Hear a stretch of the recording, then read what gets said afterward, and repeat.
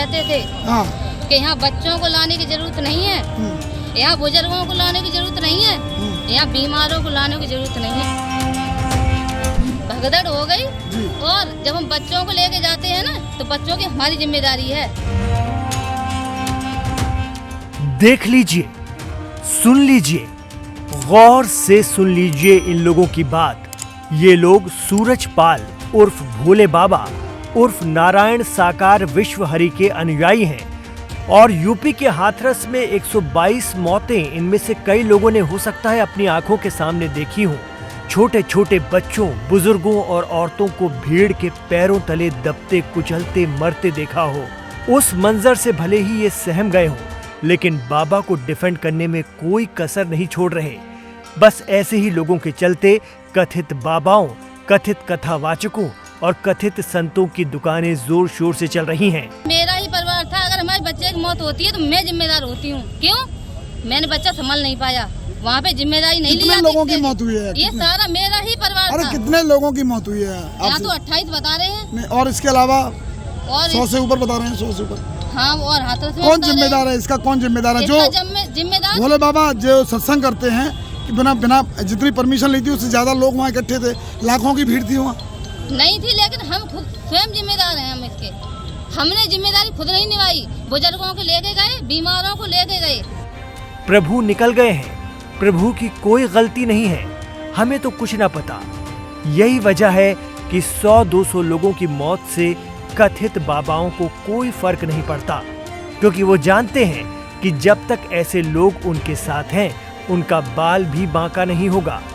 Jail भी चले गए तो बाहर कट्टर अनुयायी उनके आश्रमों में उनका इंतजार करते मिलेंगे। प्रभु की गाड़ी जैसे निकल के गई है ना, उसके बाद हुआ है ये कुछ हुआ है। क्या हुआ था आपको कुछ मालूम पड़ा? नहीं, ये बात नहीं मुझे मालूम है। जो तो पता नहीं क्या हुआ, मैं तो भाई भीड़ में तो निकले आए हैं, पता नहीं साकार मिश्री चले गए, फिर पता नहीं क्या हुआ वहाँ पर।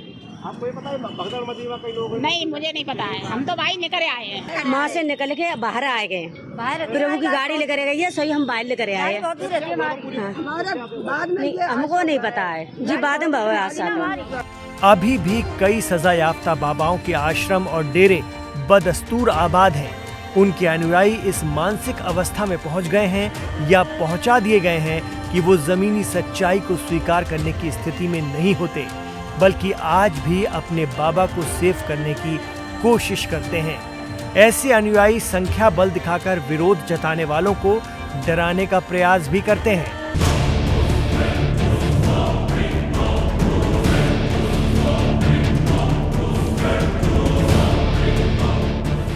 कहा जा रहा है कि 2 जुलाई को दोपहर में हाथरस में सत्संग के दौरान हादसा होने के बाद भोले बाबा गुपचुप आश्रम पर लौट आए थे, जिसके बाद आश्रम के बाहर कुछ भक्तों ने डेरा जमा लिया। ये अनुयायी बाबा की ढाल बन रहे हैं, जिससे पुलिस प्रशासन के लोग बाबा तक न पहुंच सकें। सुरक्षा के लिए पुलिस बल की भी तैनाती कर दी गई।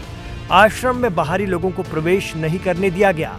आश्रम पर मीडिया कर्मियों के पहुंचने के बाद मंगलवार रात पुलिस ने आश्रम के अंदर प्रवेश किया। बाहर निकलकर सीओ भोगांव सुनील कुमार सिंह ने बाबा के अंदर न होने की बात कही थी। बाबा के आश्रम में आने को लेकर भी उन्होंने अनभिज्ञता जाहिर की थी। हालांकि आश्रम के अंदर गाड़ियों के काफिले की मौजूदगी की बात अनुयायी बता रहे थे। मीडिया रिपोर्ट्स के मुताबिक बताया जा रहा है कि इसके बाद बुधवार सुबह आश्रम से गाड़ियों का काफिला बाहर निकला, जिसमें भोले बाबा के बाहर जाने के कयास लग रहे हैं।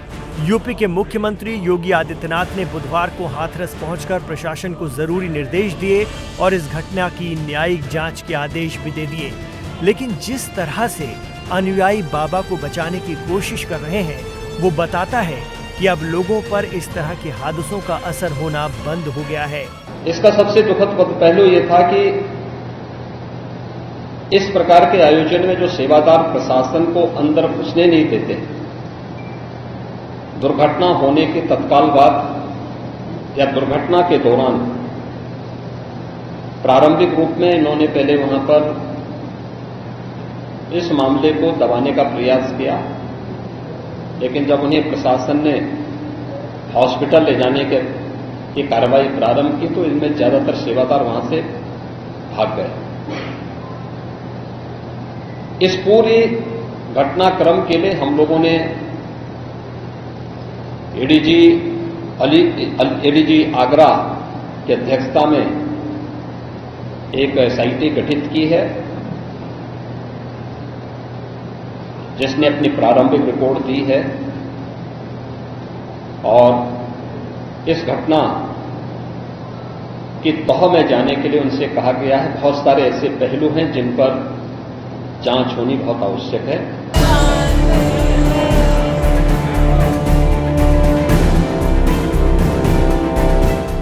गीले कीचड़ से भरे खाली खेतों में सत्संग के लिए पंडाल लगा दिए गए, किसी को ऐतराज नहीं। उस पर से जब सत्संग पूरा हुआ तो भीड़ अपनी अपनी गाड़ियों की तरफ लपकी। कहा जा रहा है कि भोले बाबा के वॉलंटियर्स और आयोजकों ने भीड़ को रोकने की कोशिश की, क्योंकि बाबा का काफिला निकलना था। जैसे ही ये बात उनके भक्तों को मालूम चली, वो अपने छोटे छोटे बच्चों की जान की परवाह किए बिना बाबा की चरण धूली लेने के लिए भागे। बाबा तो दंदनाते हुए काफिले के साथ निकल लिए, लेकिन चरण धूली के चक्कर में लोग कीचड़ में लाश बन चुके थे। प्रत्यक्षदर्शी बताते हैं कि महिलाओं, बुजुर्गों और बच्चों की नाक में खेत की मिट्टी भरी हुई थी। और विडंबना ये है कि ये सब देखने के बाद भी अनुयायी बाबा की गलती नहीं मानते। बड़ी बात यह है कि बाबा अब भी गायब हैं। चर्चा है कि उनके अनुयायी समवेत स्वर में हुंकार भरते हैं। साकार विश्व हरि की समस्त ब्रह्मांड में सदा सदा के लिए जयकार हो, जय जयकार हो, जय जयकार हो।